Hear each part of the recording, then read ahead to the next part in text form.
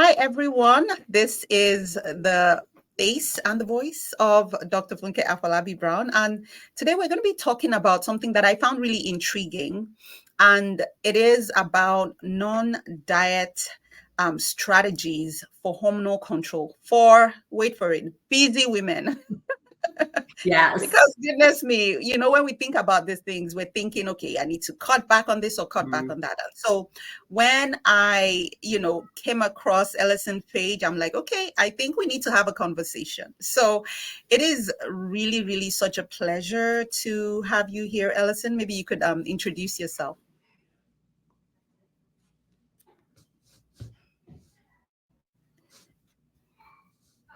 Did I lose you for a second? Now you're back. Perfect. Sorry about that. Yeah, so I am Ellison Clark. I am a registered dietitian, founder of Happy Hormones Dietitian, and I work primarily on things like hormone balance, PCOS, fertility, thyroid disorders, as well as blood sugar control. And I'm thrilled to be here today. Awesome. Awesome. I think there's a bit of a glitch, but we'll just kind of walk through it because I can hear you. So that's perfect. Perfect. So can you tell us a little bit? I found this interesting. Really, you're a dietitian. You work with women who have PCOS, other hormonal issues. Like, how did you get into this specific field? Yeah, I got into it because I am just like my clients. So I actually have PCOS myself. I went through my own fertility struggles, and when I was diagnosed, I really wasn't given a whole lot of information. In fact, I really, just like kind of the statistics tell us, I had to go to several different doctors before I was actually diagnosed. And so what I really enjoy about my practice is not only getting to counsel my patients in their nutrition, but also be a friend and an ally that can help them advocate for themselves and maybe think about things in a way that they hadn't before, maybe think about different questions they might be able to chat about with their doctor so that they can kind of either get closer to their diagnosis or closer to seeing, some symptom relief. Oh, and this is a recurring theme with a lot of the folks I have, the guests I have on this show, is that really it's either your experience or something of that sort that then motivates you to then build this thing to help people who are going through similar issues. So I think that's really powerful because it makes it such that I feel like it makes you more relatable. Mm-hmm. And then people can see like, oh my goodness, there's hope, right? This is somebody who's gone through it and is, come out through the other end, that then I can absolutely do that. So thank you for what you do. Of course. Yeah. So my first question is, and I thought when we saw that topic, I'm like, okay, you now have my attention. Like, wait, non-diet ways to, because again, as women, as busy women, many times the issue is, okay, what do I have to give up again? What do I have to give up to achieve this desired goal, right? I have my hormones out of whack. I'm not sure where to start. And I'm told to cut back on this, that, and the other. So what do you mean by non-diet approaches to hormonal imbalance? And then maybe you could share some of those with us. Sure. So what we know, particularly with PCOS, with fertility, things like that, there is no one diet that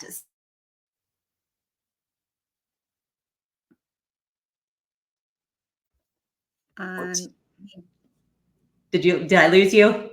Just a little bit. Sorry. That's okay.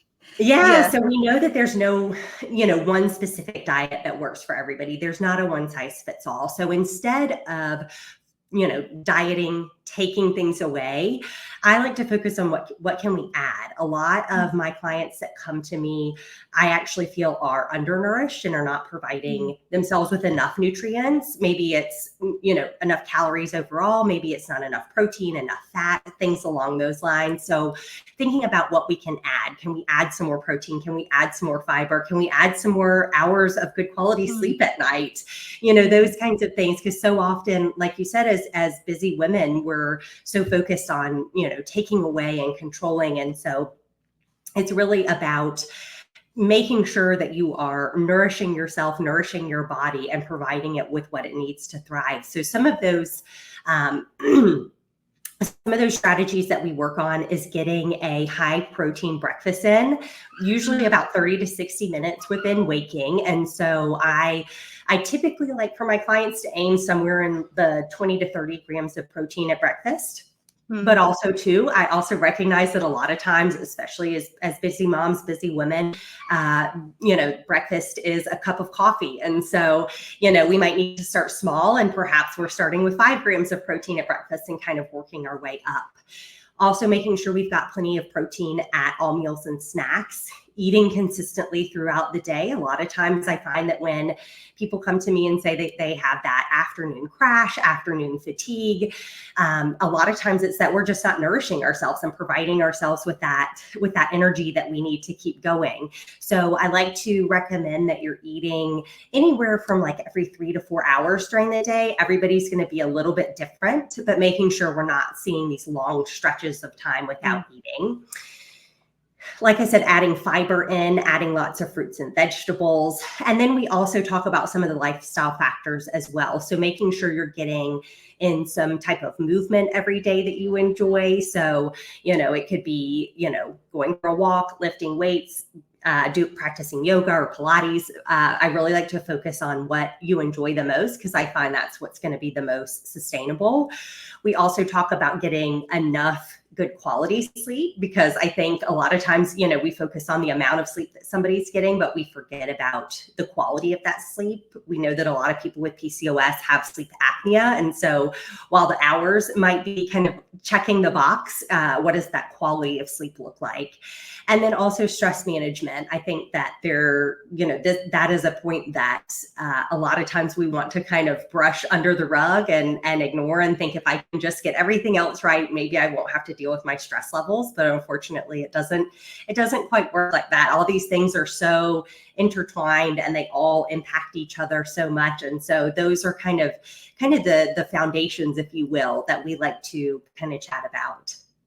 Yeah, no, I really like that. So do you tend to see, like I one of the things you talked about was high protein. So when you see a lot of this, clients who maybe have like PCOS, let's take that for example. What are the kind of common nutritional deficiencies that you see in them? Because like you said, many times they're trying to get rid of certain things in their diet, rather they're cutting back rather than adding on. So I just wanted to get a sense, what does that look like? Yeah, so with PCOS, a lot of times, I think it's upwards of about 80 to 90% of patients have insulin resistance, and about half of patients will be diagnosed with type 2 diabetes by the time they're 40. And so that is something that we really want to take seriously. And unfortunately, when someone is diagnosed with insulin resistance, prediabetes, type 2 diabetes, the recommendation is we'll just cut out carbs. And unfortunately, it's not quite that simple. And so, while we do want to make sure we're aware of the amount of carbohydrates that you're eating, the types of carbohydrates you're eating, we also want to make sure that we're not cutting it back to a point that we are really limiting the amount of nutrients that we are getting from those carbohydrates. And so one of those strategies is making sure that you're pairing protein with those carbohydrates so that it helps to steady that blood sugar both during the day and then also at night as well. I think a lot of times we underestimate the impact that our nutrition has on us while we're sleeping. And so making sure that we're getting plenty of protein throughout the day with all of our meals and snacks. And so protein is kind of a big one that we talk about. And then as far as some of the micronutrients that we talk a lot about, we know that people with PCOS tend to be deficient in vitamin B12. So that is one that a lot of patients are on metformin. We know that metformin can deplete our B12 stores. Vitamin D, that's one that, most Americans in general tend to be deficient in vitamin D. So it's another one that I think is worth kind of looking at, regardless of if you have PCOS or not. Then we also talk a lot about things like zinc. That's one that's really helpful in terms of our androgens and making sure, our blood sugar is working properly. And so those tend to be some of the nutrients that we think a lot about and we kind of pay a lot of attention to. but making sure that we're getting a good diverse diet, getting lots of fruits and vegetables, lots of different macronutrients, micronutrients, things like that, to make sure that we are meeting those nutrition needs. And then if for whatever reason something is falling short, that's when we might think about something like a supplement, if that is something that, the patient is interested in. Okay. So two things you mentioned, vitamin D definitely, and B12. We know that it impacts sleep too. So it's interesting as you're making sure that the your patient is getting adequate supplementation, you're actually, benefiting their sleep indirectly. So that is really, really powerful. Definitely. I think this is a good segue to another question I have, which is, how does, both nutritional and hormonal balance, how does that impact sleep quality, sleep quantity? Because you're right, most times we talk a lot about, oh, you need to get a certain number of hours of sleep. But if that sleep is fragmented, like either because you have a sleep disorder like sleep apnea, which is common in, people that have PCOS, it's common in people that have thyroid abnormalities. It's common in a lot of these other hormonal conditions. So, and then, there sounds like there might be some kind of feedback loop because of that. Yes. So to have you just talk us through that. Yeah. So I think one that tends to surprise a lot of my clients is when they're telling me, oh, I'm getting up in the middle of the night to have to go to the bathroom a lot. And we know that a lot of times what that can end up being, especially for somebody that is insulin resistant, is some blood sugar balance. And so something as simple as having a high protein bedtime snack can really help to kind of stabilize those blood sugars overnight. Obviously, everybody's different. And so I like to encourage my clients to kind of play around with that and see how it impacts them. But being able to kind of sustain those blood sugars overnight so that we're not kind of disrupting everything and, waking you up to need to go to the bathroom. That's usually a clear sign, to me at least, that some blood sugar control would be really helpful. And obviously too, then that's going to help get you some better quality sleep if we're not, our cortisol levels aren't out of whack. We're not having to get up to go to the bathroom and then risk not being able to fall back asleep. So that, is something that I like to think about. But then also too, as we were kind of chatting a little bit about before we came on live, is that also our sleep quality then impacts our nutrition kind of the next day. Because what I like to encourage my clients to think about is think about the last time you either got really poor quality sleep, or maybe you got, a small number of hours of sleep, kind of less than your normal, your usual, what your body likes. And the next day, if this is something that they noticed, if not, you can notice it in the future. Think about, those carb cravings, those cravings for sweets. I know I certainly am that way. I know, in the title, we've got the busy moms in there, and I have an almost 2-year-old. And so when she is, not sleeping quite as well, I can definitely notice the next day that I am, craving, carbohydrates. I'm craving sweets because my body is tired and it wants that quick energy. And so, obviously, we don't live in a perfect world. There are going to be times when we're not getting as good quality sleep as we would like. It is when it is something that's in our control and we can practice good sleep hygiene. We can make sure we're, cutting off screens, we're going to bed at a good time, we're in a good sleeping environment, whatever that, looks like for you. As much as we can help ourselves, I think that's really important, because like I said, the sleep and nutrition piece of it and hormone balance all really goes hand in hand. And kind of like you said, kind of that feedback loop. It's like everything plays on each other. And so once we improve something, we're likely improving a bunch of other things as well. And the same is true kind of in the opposite. When, one thing is out of whack, then all of a sudden, it can kind of have a domino effect. And I think sometimes just being aware of that can be really helpful as well, so that we're not being hard on ourselves thinking, why am I craving all these sweets? And also so that we can be mindful of kind of like, okay, I recognize that I didn't get the best quality sleep. I want to make sure I'm still nourishing my body, getting myself.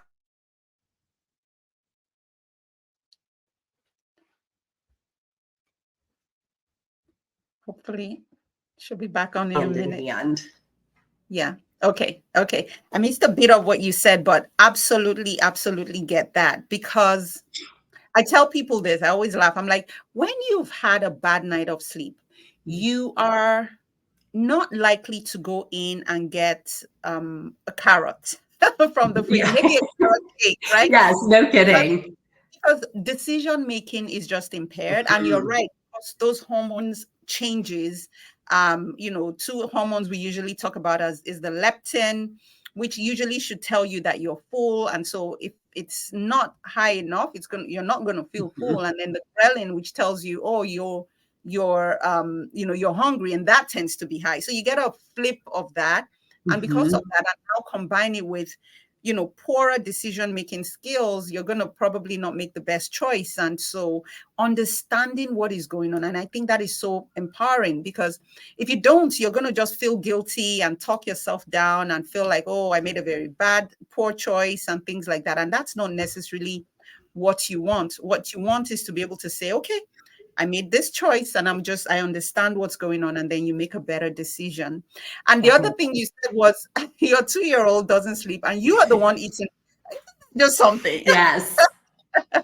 Oh yeah, yeah. We still, some nights are great and others are not. Yeah. So you Yeah. know But what you're gonna what I'm get. even trying to say is, like, she's not the one eating the cake. It's you. Yeah. So she can sleep well, but you are not eating, Yeah, this, exactly. right? Isn't that something? Exactly. I know, and the So worst is when she's actually sleeping well, and then I have insomnia and can't sleep, and I'm like, this is so I know. frustrating. I know. Which, I think that takes us to my one of the last question I had, which is, how about a busy mom? Like you said, like, oh my gosh, Mhm. 30 grams of protein, or what did you say? Whatever. It Yeah, sounds like a lot in the it morning. is. How do we balance that? How do we maintain that balance where we are ensuring that we're taking care of our nutrition and we're looking at our hormones from a healthy perspective Mhm. without being burnt out with all these things we need to do? Definitely. So I like to think of nutrition, and I'm sure, we could use the same analogy for sleep as well, but I like to think of it kind of on a spectrum. I think so Mm. often it's described as black or white, very binary. There's a right, Yeah. kind of thinking about it in those kind of binary terms as right or wrong. Mm. Thinking about, what is the best decision that I can make for myself? Because, there are going to be nights that we are not getting good quality sleep. There are going to be days that maybe we're traveling and we don't have access to the nutrition that we Mm. typically do, and we're just making the best decision that we can. So my recommendation, because I think, being a busy mom is hard enough, and there's so much, stress and pressure and guilt to, get the decision exactly right, instead of focusing on making the right decision. Equip yourself with the knowledge and make the best decision that you can in that moment. And, then kind of let yourself off the hook from kind of the rest. Because I think, like I said, I think as moms in our culture and society, we put so much pressure on ourselves, and really all we can ask of ourselves is, like I said, to make that best decision. So, understanding what those health promoting behaviors are, and, making as best a choice that you can for yourself in the moment.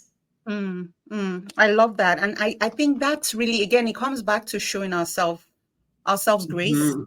right? It Yes. sounds cliche, but knowing that it's not going to be perfect, Mhm. um, having that awareness. And, even if you sleep up now or today and maybe you didn't really pay as much attention, well, we get to do it again the Yes. next day. And I think that's so freeing. Yes, definitely. And I think too, our bodies are resilient. And while we want to treat it, as best as we possibly can, Mhm. we're not going to get it right every time. And it's not like, our bodies are going to say, oh, you made the wrong decision and we're shutting down. You only got 4 hours of sleep tonight, and, that's it. We want to be making those best decisions, but we also know that our body, can handle it in times of stress. And so again, just making as many of, the best decisions that you can, I think is really all we can kind of ask for from ourselves. Absolutely, absolutely. So any final words, thoughts around just what we've talked about? Yeah, I think kind of as we were just saying, go out there and get, the information and the education. There's so many wonderful resources out there, on social media, folks like ourselves that are trying to educate out there, and equip yourself with that knowledge as best you can so that you do know what those good decisions are, so that you can, be making those decisions. You can have those educated conversations with your doctor or other healthcare provider, and really be able to kind of take charge and take ownership of your health and the decisions that you're making. That's a great way to end. So now how do people work with you? How do people find you? Yeah. So I am on social media a lot at Happy Hormones Dietitian. My website is also Happy Hormones Dietitian. If you're interested, I see clients one-on-one. I've also got several educational resources that I am happy to point people to. And I am actually partnering up very soon with a health coach that will be able to kind of add some extra, kind of an extra layer of support and accountability, troubleshooting, kind of be that extra person that's cheering you on in your corner and helping you make those good decisions that we talked about.